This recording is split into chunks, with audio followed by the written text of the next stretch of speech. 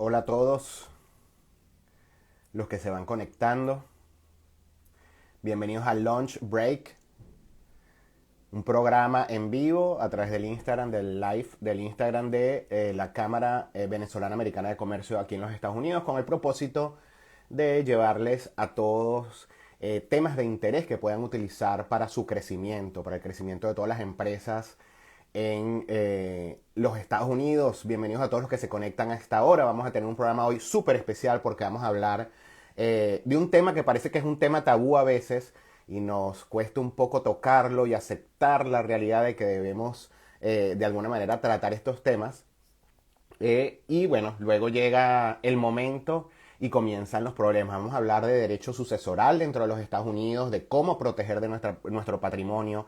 Como emprendedores, siempre queremos dejarles a todos un legado, ¿no? Dejarle a nuestra familia, a nuestros herederos un legado. Cómo protegerlos, cómo prepararnos para ese momento. Y vamos a tener con nosotros a Ángel Martínez, al abogado Ángel Martínez de Martínez Legal Firm, que creo que lo vi por allí que ya se conectó.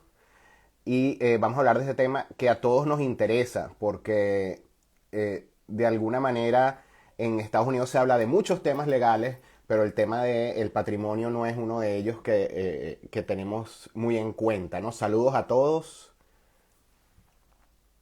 Vamos a ver por acá. Sí, aquí está. Aquí está la solicitud.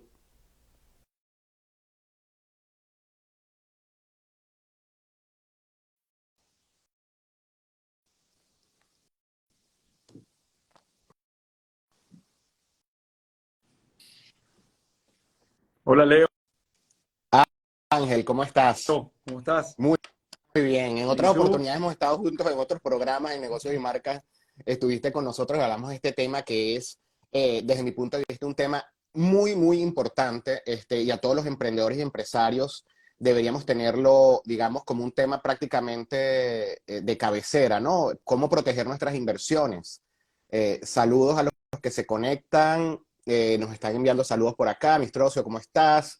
A los directores de la Cámara también que se están conectando y a todos nuestros seguidores. Vamos a hablar acerca de patrimonio. Ángel, ¿cómo proteger nuestro patrimonio en los Estados Unidos? Y si eres venezolano y de alguna manera tienes patrimonio también en Venezuela, tú también eres abogado especialista en Venezuela. Entonces, hablemos un poco de ese tema. Sí, Leo, bueno, gracias a ti y a la Cámara por la oportunidad. Siempre agradeciendo ese apoyo a los miembros de la Cámara, de verdad, muy agradecido con ustedes, con la directiva. Mira, sí, como tú lo dijiste anteriormente en tu presentación, hay un mito, hay un prejuicio sobre este tema, ¿no? Y este no es solo un tema patrimonial, es un tema de protección de la familia. Ahorita les voy a hablar por qué, les voy a explicar por qué, porque todo el mundo piensa, oye, voy a hacer una planificación porque tengo dos casas, tengo acciones de una compañía, una cuenta bancaria, pero también hay instrumentos, hay documentos muy Uh -huh. sencillos que le va a ayudar a proteger a la familia. Por ejemplo, la pareja que tiene hijos menores de edad y viajan o salen, ¿qué pasa si falleces y quién va a ser el guardián de tu niño? Entonces son temas muy importantes de que hay que pensarlo y hay que preverlo.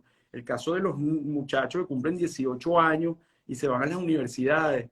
Si les pasa un accidente, los papás no pueden actuar desde el punto de vista médico, no pueden recibir información médica, ni siquiera pueden ordenar tratamientos. Entonces, aparte de un documento como el trust o un testamento, Uh hay una -huh. serie de documentos que son importantes también y que rompen un poco el mito de que, bueno, mira, no tengo que hacer nada. No. Entonces, eso es importante. Y nosotros estamos en una campaña de concientización Pues, sobre esta necesidad, Ángel, ¿no?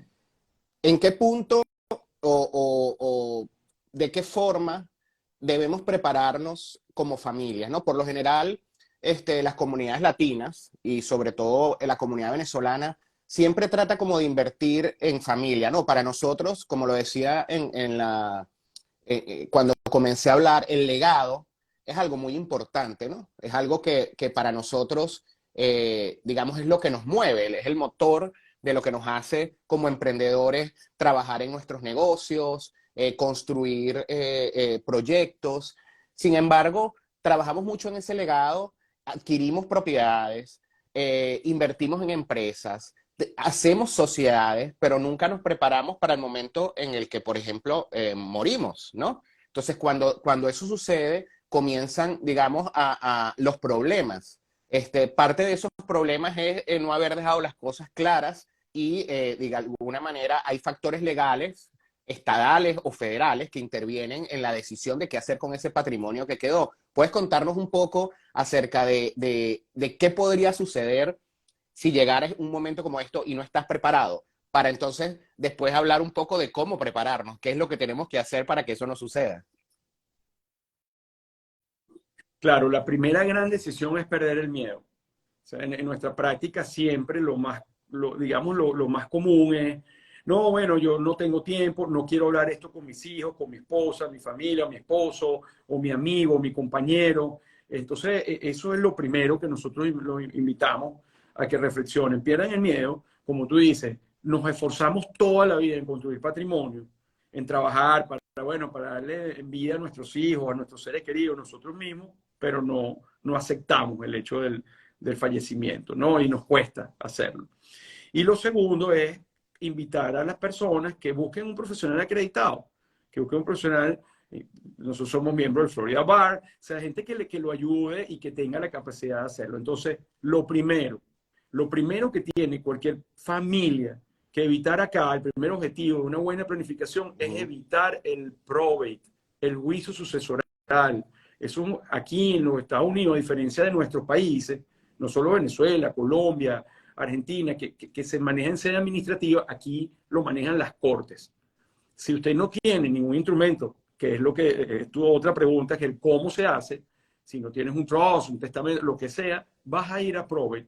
Tus familiares tienen que acudir a un abogado, van a tener que invertir mucho más dinero y el tiempo que toma para la decisión en la corte, y mientras ese tiempo dura, la cuenta está congelada, o los bienes, las casas están congeladas, o las acciones también. Entonces, es todo un Lo tema, mismo eso es lo que hay que sucede prever. con las empresas, digamos, empresas exitosas con sociedades, que entre los socios no quedaron claras las cosas, ¿no? Incluso hay juntas directivas que tienen prohibido viajar juntas en un mismo avión, por ejemplo, ¿no? O sea, empresas donde ya estos temas están muy avanzados, pero por lo general en los emprendimientos, hasta cierto punto estos temas no se tocan y no tienen abogados para tratar estos temas, y después comienzan los problemas con los familiares. ¿Qué va a pasar si mi socio se muere? ¿Quién se queda con las acciones de mi socio? ¿Pasan a nombre de los otros socios o pasan a nombre de un familiar? O sea, todas esas decisiones hay que tomarlas, ¿no? En algún momento.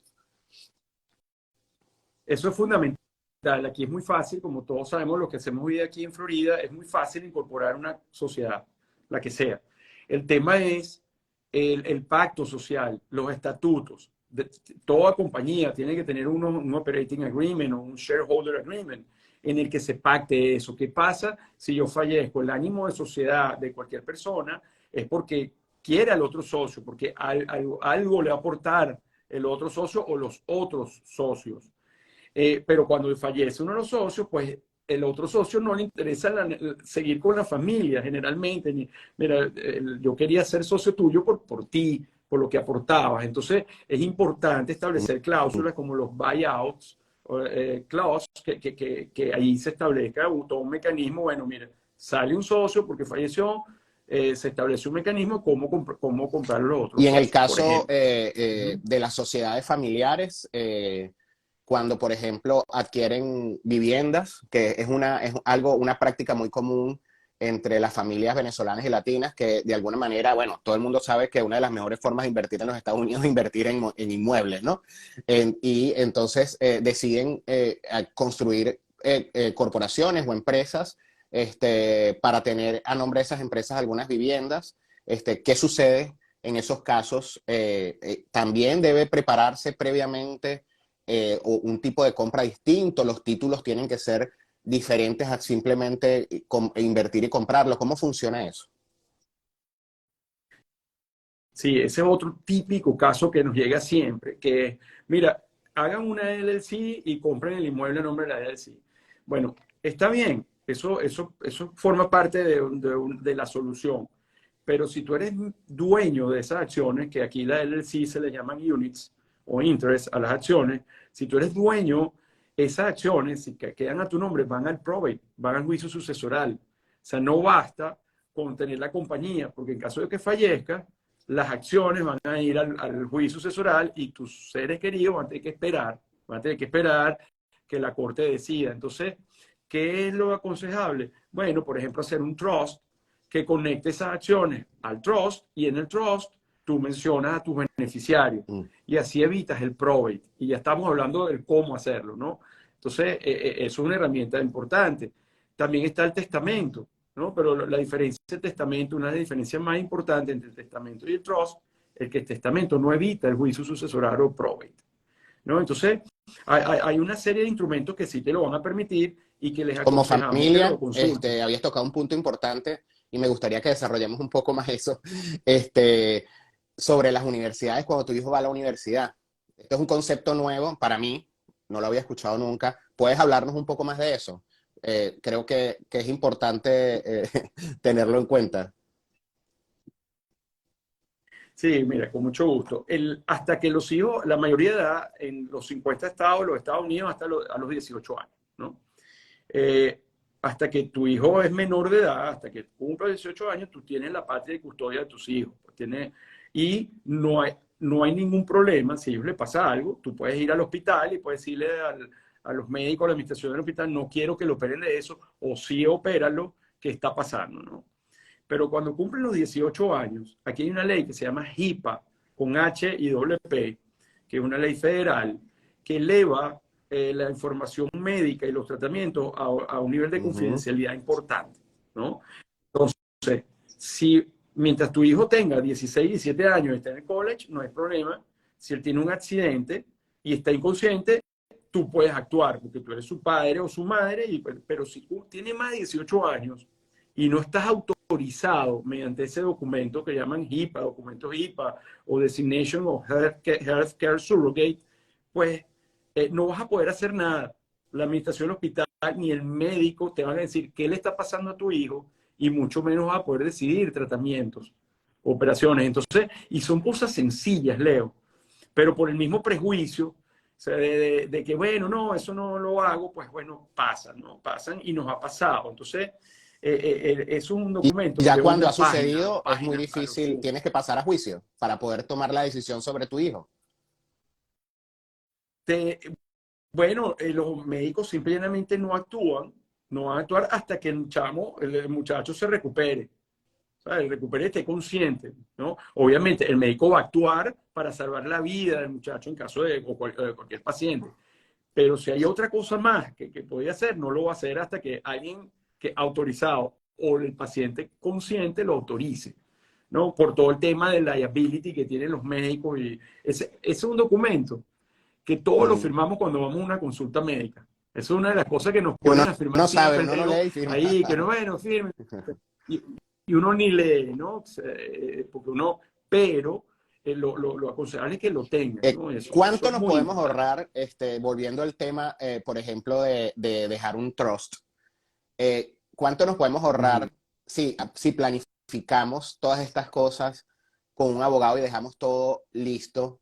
¿O cuánto se pueden ahorrar nuestros familiares? Porque al final de todo esto se trata de que nosotros, de alguna manera, le hagamos el camino más fácil a las personas que van a recibir, ¿no? Nuestro patrimonio. Con respecto al tema de los impuestos, no solamente ya sabemos que evidentemente si vas a un juicio vas a tener que contratar abogados, que bueno, ya todos conocemos, y bueno, tú lo sabes, tú eres abogado, cuánto puede costar un abogado en un juicio, ¿no?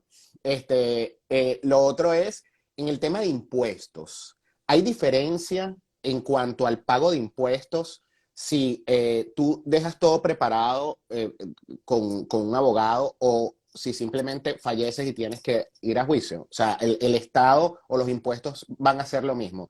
Y también me interesaría saber para aquellos que nos ven que tienen patrimonio dentro de los Estados Unidos, pero no viven en los Estados Unidos, ¿cuál es la diferencia con respecto a eso, ¿no? ¿Cómo podrían prepararse también para ese hecho, ¿no?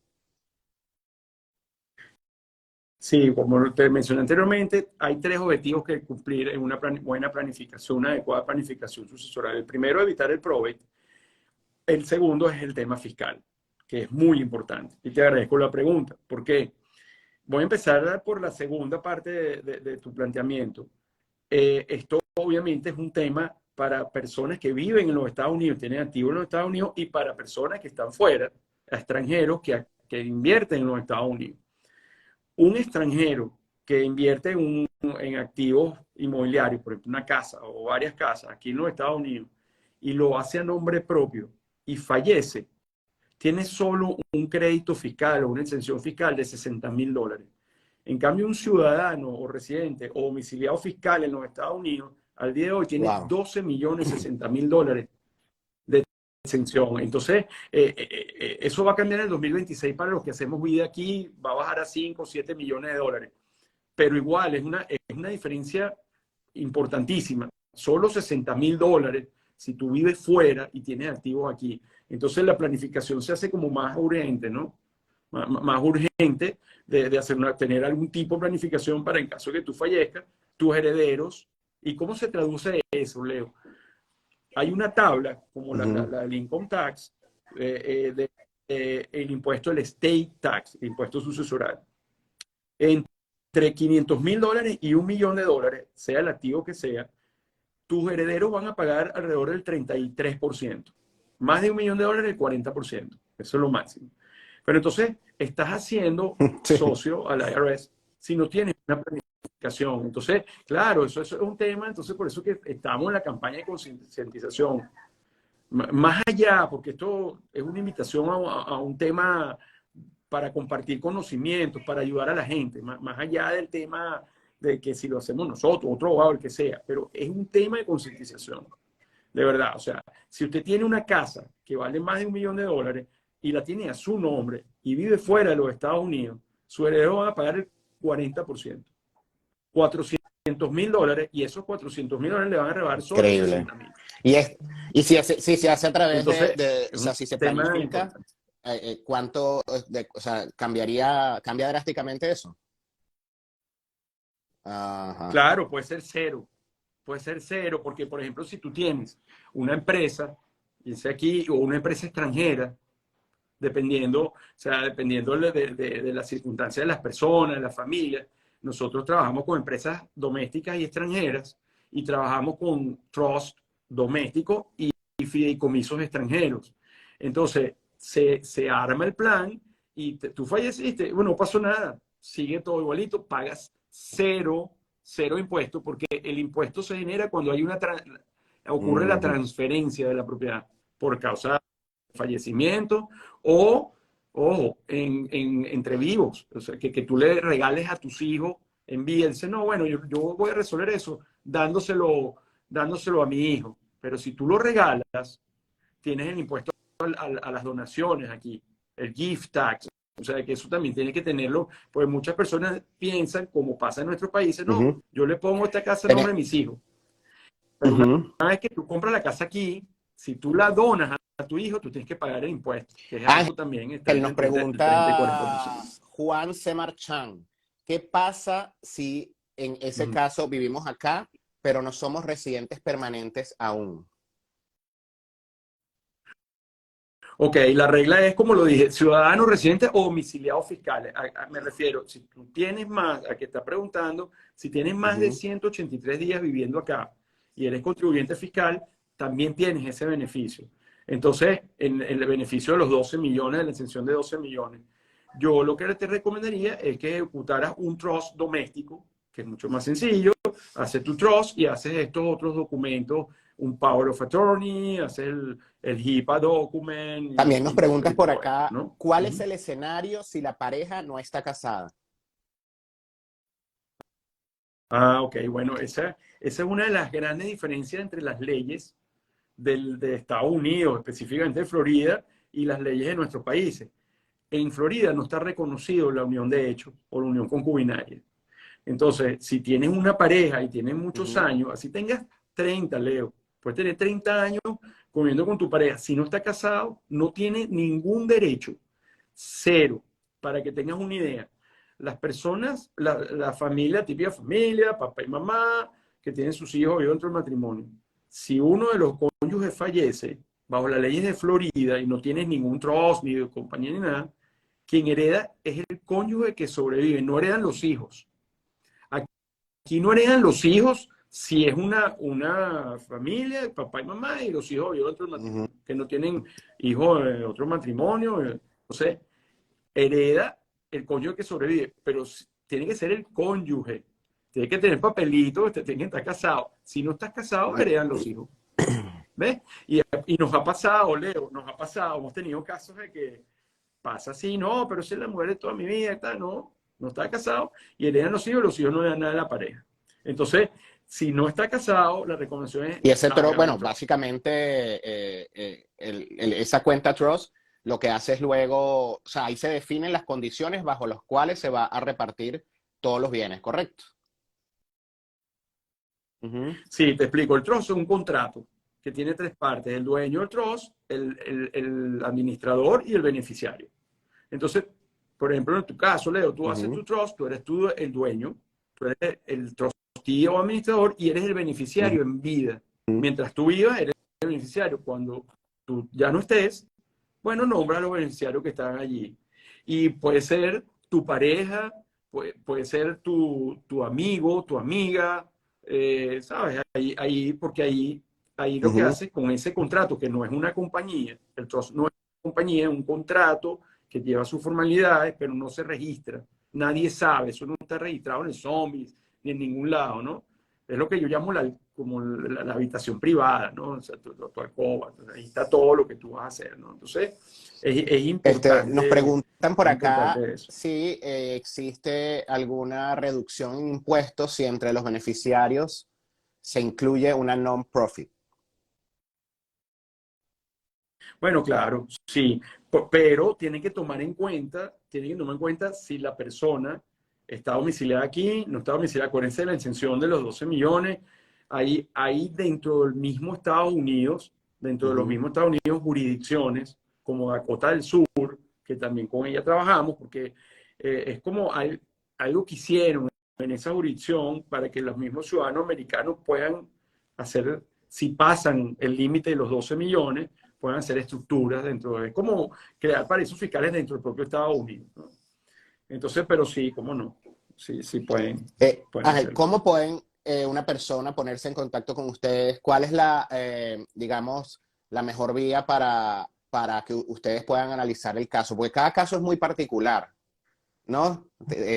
Si es familiar, podrá Ujú. tener muchas Sí. aristas, ¿no? Y yo creo que hay que analizarlo bien. Hay personas que tienen bienes en Venezuela, tienen bienes también aquí en los Estados Unidos o en otros países. Eso se deja en el mismo trust, los trusts de aquí. O sea, ¿cómo pueden ponerse en contacto con ustedes? Y después hablamos entonces de ese tema de cuando la herencia no solamente está dentro de los Estados Unidos, ¿no? Sí, bueno, me pueden enviar un DM a mi Instagram, a nuestro Instagram, Martínez Legal Firm. Ahí está toda la información, están nuestros emails. Nosotros usualmente tenemos una consulta gratuita, una primera consulta gratuita, porque nos gusta eso que tú dices, eso es muy factual. Las leyes aquí depende de los hechos y las circunstancias. Entonces, una de las cosas que decidimos es humanizar más el proceso. Obviamente nosotros somos abogados americanos, yo soy abogado americano, pero como bien lo mencionaste, también soy abogado latino, soy abogado venezolano, y escuchar un poco a la gente, ¿sabes? Escuchar cuál es su circunstancia familiar y patrimonial. Y en base a eso tener una idea, Leo, cuál es el alcance de nuestro trabajo, qué necesita el cliente. Entonces allí, si empezamos a formalizar, pues bueno, mire, usted necesita este plan, estos son los costos, pero como lo dije al principio, hay diferentes sabores, hay diferentes instancias. Quizás usted no puede tener el plan perfecto, pero puede arrancar con algo más pequeño, pero que le es Con utilitario también, respecto ¿no? a lo que te comentaba, cuando tu patrimonio está no solamente dentro de los Estados Unidos, sino también tienes patrimonio en otros lugares, ¿una cuenta trust dentro de los Estados Unidos define eso o eso hay que hacer en cada uno de los países? O sea, porque la ley cambia, o sea, no lo sé cómo puede funcionar eso, ¿no? Bueno, depende de la jurisdicción. Hablemos de lo que tú dices de Venezuela. Nosotros hemos analizado mucho el punto de Venezuela y la persona tiene activos en Venezuela y aquí, ¿no? La situación jurídica y política la conocemos todos. Nosotros por el tema de Ujú, la inseguridad jurídica que existe en Venezuela, nos preocupa mucho ligar, hacer commingle, ¿no? Lo que llaman mezclar el tema de activos en Estados Unidos con activos en Venezuela, ¿no? Y existen jurisdicciones, por ujú, ejemplo, como Costa Rica, que utilizamos en el caso de venezolanos, porque, bueno, Costa Rica y Venezuela tienen un tratado de protección de inversiones y Costa Rica tiene un tratado de inversión con Estados Unidos. Entonces nosotros lo llamamos como una jurisdicción bisagra, ¿no? Pero volvemos al tema de que depende de cada necesidad, de la naturaleza de los activos, pero en principio no nos ok. gusta hacer el conmigo, ¿no? O sea, mezclar una cosa con otra para proteger lo que está acá y que esa información nunca llegue allá, ¿no? Y bueno, y lamentablemente hay otros países que se están como Pareciendo que, mucho. caso de Argentina, sí, el caso de Argentina, que también manejamos clientes, muchos clientes argentinos, pues también le ofrecemos ese tipo de seguridad. Bueno, vamos a invisibilizar lo que tiene este aquí allá en Argentina, ¿no? Entonces Una pregunta que vamos a me ver qué hacemos por surge, allá, ¿no? que ahorita estaba pensando. Cuando hablas del patrimonio que me dijiste hasta $1 millón y luego me dijiste de 1 millón así, en adelante, es el Sí, de un cuarenta millón por en ciento. adelante es el Eso, 40% del impuesto total. ¿qué se toma en cuenta para eso? Inmuebles, acciones, o sea, ¿qué tipo de bien entra para ese cálculo? Excelente tu pregunta. Mira, hay una lista en el IRS, no es exhaustiva, pero obviamente los inmuebles son insiders asset, pues es un activo de aquí en Estados Unidos, no hay duda de que los inmuebles son. Las acciones de empresas estadounidenses, americanas, incorporadas Ujú, aquí, bueno, hablando de Florida, esas acciones forman parte de activos considerados ubicados en Estados Unidos. Por ejemplo, las cuentas bancarias de inversión también lo son.